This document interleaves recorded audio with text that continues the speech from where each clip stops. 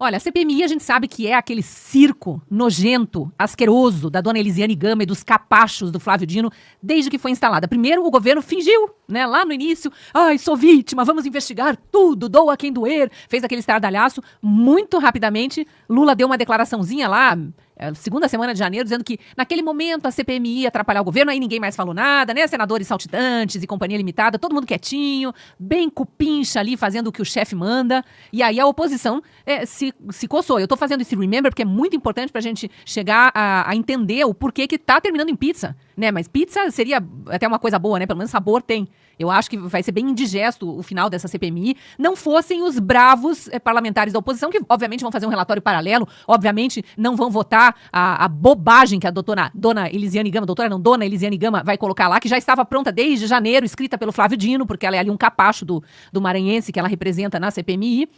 Então, eles fizeram de tudo para não ser instalada. Quando a oposição já tinha as assinaturas, mais do que o número necessário para instalar, compraram descaradamente a retirada das assinaturas, e alguns parlamentares se prestaram a esse serviço sujo, nojento, bem ao padrão PT, né? Aquele toma lá da cá asqueroso, e aceitaram retirar o nome da CPMI. A CPMI ainda assim foi instalada e com muita demora, porque teve também o cupincha, a camarada, né, o companheirão Rodrigo Pacheco lá enrolando para instalar a CPMI, a revelia do que manda o regimento interno, empurrar com a barriga ali até onde não podia mais, até que eis que, do nada, lá do meio do consórcio da imprensa, o negócio foi tão absurdo, mas tão absurdo, que a CNN conseguiu as imagens e não teve como não exibir as imagens do sombra do Lula, o ministro-chefe do Gabinete de Segurança Institucional, o general Flávio Dino, que até hoje, Gonçalves Dias, desculpe, que até hoje não foi ouvido pela CPMI, Elisiane Gama e a camaradagem ali do governista da CPMI não quiseram ouvir. Mas ele foi ouvido lá na CPMI regional, né, do Distrito Federal, e falou coisas reveladoras, né? E às vezes até o silêncio muito revelador. E outras investigações foram feitas, outros depoimentos acabaram sendo colhidos ali, que revelaram muito, mas muito. Houve uma omissão e houve uma conivência do governo federal. Flávio Dino, que também deveria ter sido ouvido, não só não foi ouvido, como foi protegido. Ele omitiu fatos, ele omitiu provas, ele destruiu provas, ele não teve vergonha nenhuma de dizer que destruiu provas. Esse homem deveria estar preso. E a imprensa militante, criminosa, fica dando espaço para ele falar como se fosse um grande defensor da justiça. É um criminoso. Escondeu provas. Quantas pessoas ao longo desse processo todo foram presas pelo risco de esconder provas? Vou citar um caso, Anderson Torres, ex-ministro da Justiça e que era secretário de Segurança Pública e de Justiça do Distrito Federal, estava de férias, nem estava no país e ficou 4 meses preso porque poderia esconder provas. Flávio Dino escondeu, destruiu e tá solto e tá toda hora participando de programa de televisão aí da mídia militante. Então é um balaio de gente criminosa nesse ano de governo petista que é estarrecedor que a gente ainda não tenha pessoal de direitos humanos, mídia internacional, outras democracias pujantes aqui vindo a interferir no Brasil. O Brasil tem tratados internacionais assinados com países sérios, com economias sérias, com justiças sérias. E nesses tratados o Brasil se compromete a respeitar os direitos humanos. Quando há inocentes sendo presos, condenados a 12, 14, 17 anos de prisão, donas de casa, sem individualização da conduta, acusados de crimes que nem existiram. Não houve golpe de Estado, não houve atentado violento ao Estado Democrático de Direito, isso é balela. Conversinha de Flávio Dino, Elisiane Gama e um monte de cupincha. Gente que não paga o pão que come. Um absurdo que tanta gente esteja calada nesse país com inocentes sendo presos e condenados. Ainda bem que tem 2 ministros, aqui a gente precisa dizer, indicados pelo ex-presidente Bolsonaro, que tem um resquício de apego à justiça. Um resquício, porque já cometeram injustiças também eles. Mas tem um aqui dizendo, chega, não vai ter quebra de sigilo telefônico e bancário de ex-comandante da Polícia Rodoviária. O que isso tem a ver com o 8 de janeiro, dona Elisiane Gama? Para de plantar mentira, de plantar fake news. Para de induzir esses teus capachos aí da CPMI a aprovar requerimento para quebrar sigilo bancário, fiscal, telemático de pessoas que não estão envolvidas com o 8 de janeiro. Para de forçar a barra. Nunes Marques foi lá e disse, chega, isso aqui não. Óbvio que deu um rebuliço na CPMI, porque a CPMI, apesar do governo não querer a investigação, apesar de Flávio Dino omitir e destruir provas, apesar de Elisiane Gama, relatora, jogar tudo que pode para baixo do tapete, apesar deles serem maioria, a CPMI mostrou muita coisa e a sociedade está acompanhando. Ainda que algumas dezenas de milhões de brasileiros estejam aí dormindo em berço esplêndido, achando que não estamos numa ditadura, estamos numa ditadura ferrenha, uma ditadura implantada pelo judiciário aparelhado por Lula e Dilma, lá atrás e novamente aparelhado agora com um advogadozinho particular do presidente Lula assumindo vaga de ministro, com a conivência do Senado, a aprovação de muitos senadores, inclusive aqui do Paraná, a gente precisa dizer, paranaenses estejam de olho quando forem pedir teu voto de novo. Teve senador paranaense aprovando Zanin para ser ministro do STF, assim como votou por reforma tributária, por esse arcabouço fiscal aí, que é um calabouço, por toda essa bandalheira que esse governo corrupto está implantando no Brasil. De novo, tudo que a gente já conhecia, né, que já foi revelado numa época em que havia justiça no Brasil pela Lava Jato, tá tudo de volta. Só mudou de nome. Mensalão agora chama orçamento secreto. Tem vários nominhos novos e que agora a mídia militante aplaude. Agora a mídia militante finge que não vê, que não é crime, que não há o que investigar. Aplaude quando bandidos são soltos, quando helicóptero de traficante é devolvido. Aplaude quando o policial morre. Prega a bandidolatria. O que tem roubar um celular, né? Matar uma pessoa, roubar um celular pra tomar uma cervejinha. Tá tudo normal, né? Tá tudo normal. Porque há uma lógica do assalto, segundo os filósofos do PT, que essa gente aplaude. Então, e estão fazendo vista grossa para tantos inocentes presos e esses julgamentos sumários, piores do que ocorria na Idade Média, na Inquisição. Então, é um absurdo o que tá acontecendo no Brasil. No mínimo, o que Nunes Marques e André Mendonça, o André Mendonça, só para finalizar, pedindo para vir para o plenário físico, para que ao menos o direito de defesa seja garantido a esses réus. Então, ao menos um respiro a gente tem do judiciário. Mas a justiça brasileira está morta. Ela está lá em um coma profundo, não é um coma induzido, é um coma produzido mesmo pelo estado de inanição a que chegou o judiciário brasileiro. E, assim, encontrou um tubo para ligar um aparelho que talvez consiga funcionar ainda por um tempo. Vamos ver. Mas realmente o que a gente está aqui todo dia, cada dia de forma mais veemente, lembrando, é que é um nojo, Eu tenho vergonha de ter feito parte de uma imprensa que continua aí, saí a tempo de não fazer parte disso, mas numa época em que havia jornalismo, eu fiz parte de uma imprensa que continua agora como militância do PT. E o PT é uma entidade criminosa. Mancomunada com bandidos, sobe morro pra fazer campanha com traficantes do lado. Traficantes que matam turistas, se entra por engano na primeira ruela da favela.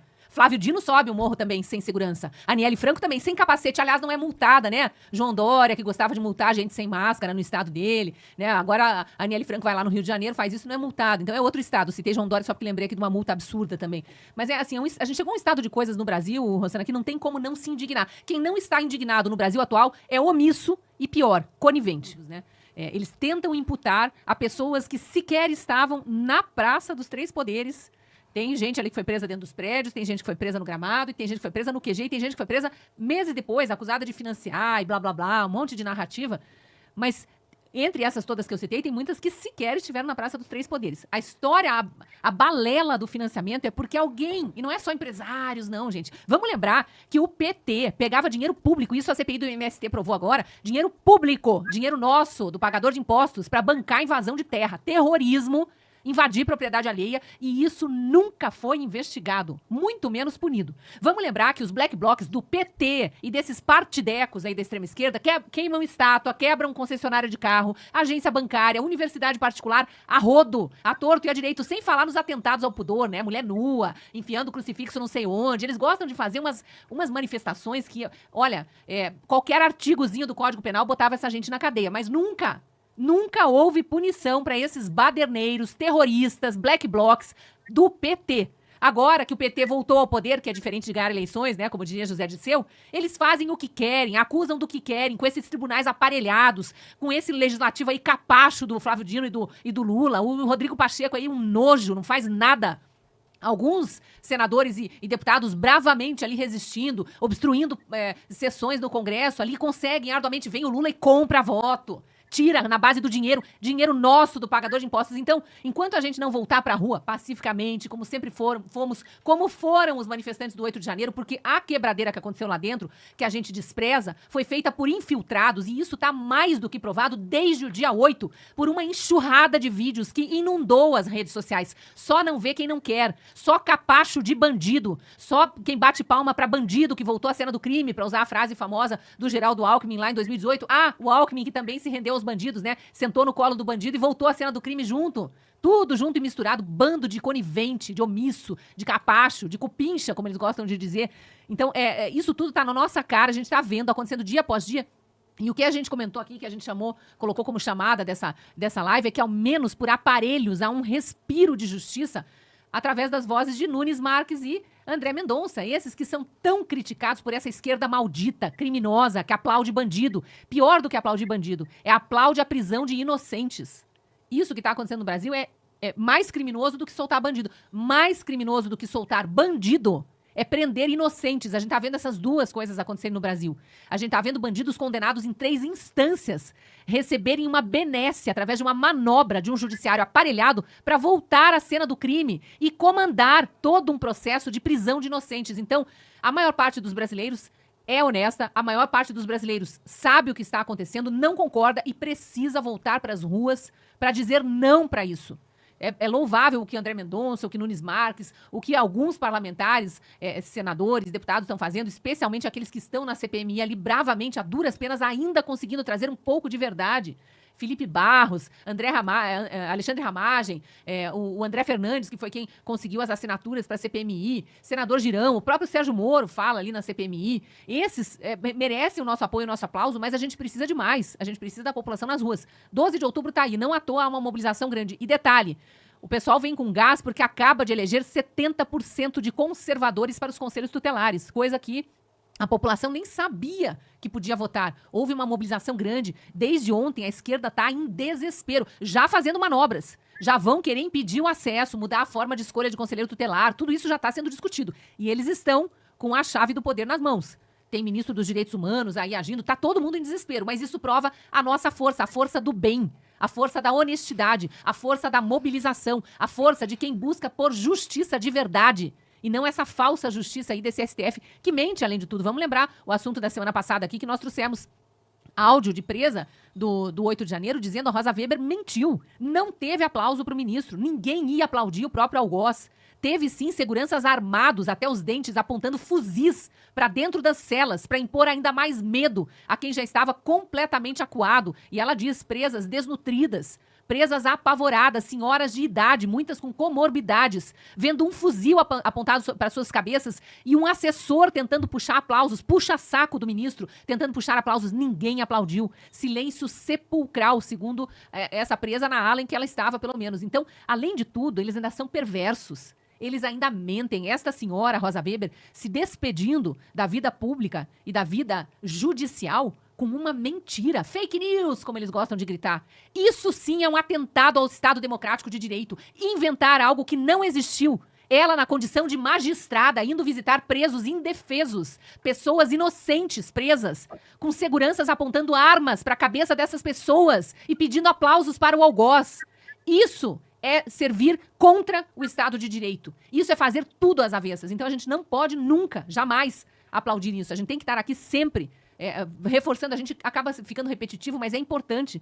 E eu agradeço quem está no chat aqui também, numa conversa paralela. É importante a gente se manifestar. É muito importante quando aparece um esquerdista aqui para vir tumultuar a nossa live. Esquerdista que gosta de ficar na bolha da mentira, manda embora mesmo. Com educação, tá, gente? Nós não somos como eles. Nós não pregamos essa falta de educação, essa falta de empatia, essa falta de respeito, esse ódio.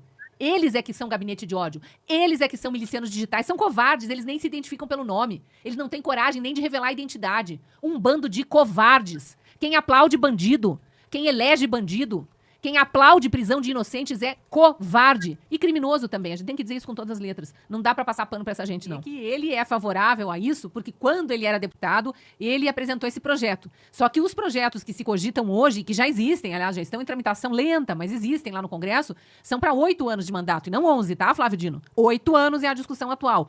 8 anos de mandato, equivalente ao mandato de senador, que já é bem mais plausível. Mas isso é uma parte de uma grande reforma do judiciário que precisa ser feita. Que bom que há mais e mais parlamentares acordando para a urgência disso, não só para a urgência de obstruir toda e qualquer pauta do governo enquanto não pararem, isso tem a ver também com os julgamentos sumários, né? Enquanto não pararem com perseguições arbitrárias a pessoas inocentes e caçarem o mandato, pelo menos de um dos ministros. Tem 53 pedidos de impeachment na gaveta, de ministros do STF, na gaveta do Rodrigo Pacheco, 53.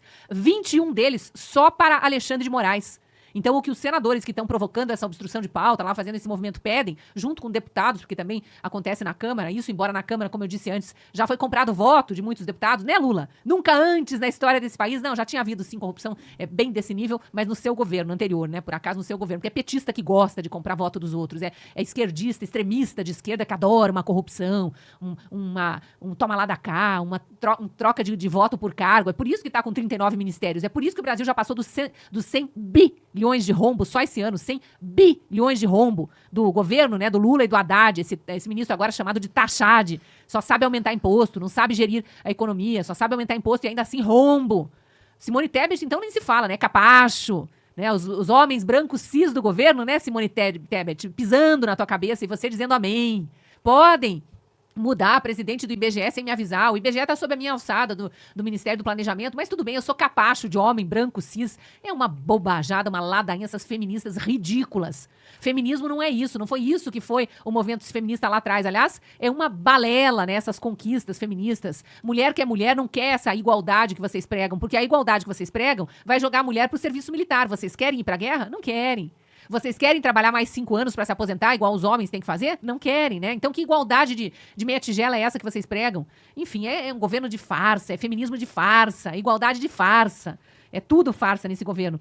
Eu só queria reforçar isso, que o projeto de lei que está sendo discutido no Congresso para mudar uma das mudanças, né? Querem mudar a forma de escolha dos ministros do STF, querem que seja por concurso, querem que seja exigido juiz de carreira para o cargo, para não ficar cheio de advogadozinho frustrado, que tentou ser juiz, levou bomba no concurso, né, Toffoli? 2 vezes. Não conseguiu ser juiz, aí vira juiz porque era advogado do PT, olha que coisa linda. O outro vira juiz porque era advogado do Lula, olha que coisa linda. O outro porque era advogado do MST, que coisa mais linda, né? Aí estão aí julgando inocentes, acusando inocentes, que nem foro privilegiado tem. Então tá tudo absolutamente errado. Volto pro Rodrigo Pacheco. É nele que a gente tem que focar. As manifestações do 12 de janeiro são sim pela criança, pela vida desde a concepção, pela família. Até a CNBB, esquerdista, extremista de esquerda, com a teologia da libertação do extremista de esquerda, Frei Beto, até a CNBB vai estar na rua, tá chamando os católicos para irem para a rua também, defender a família, defender a dignidade da mulher, defender a vida desde a concepção, porque quem é cristão não promove assassinato, não promove genocídio, não bate palma para genocídio, e genocídio de quem ainda nem nasceu, o mais inocente dos seres humanos. Então é por tudo isso, sim, a manifestação do dia 12, mas também pela liberdade, pelo respeito à Constituição, pelo impeachment do ministro Alexandre de Moraes, da ministra Rosa Weber, que agora já está se aposentando, mas tem pedido de impeachment para ela, do Luiz Roberto Barroso, que acaba de assumir a presidência, né? Perdeu o Mané no Amola. Nós derrotamos o bolsonarismo. Só por essas 2 falas já tinha que ser cassado esse mandato de ministro do Supremo. Não pode ativismo judicial, não pode palanque político, não poderiam nem estar falando fora dos autos, dão palestra toda hora, ficam no Twitter toda hora tagarelando, falam pelos cotovelos em congresso da Uni, viajam pro exterior toda hora para participar de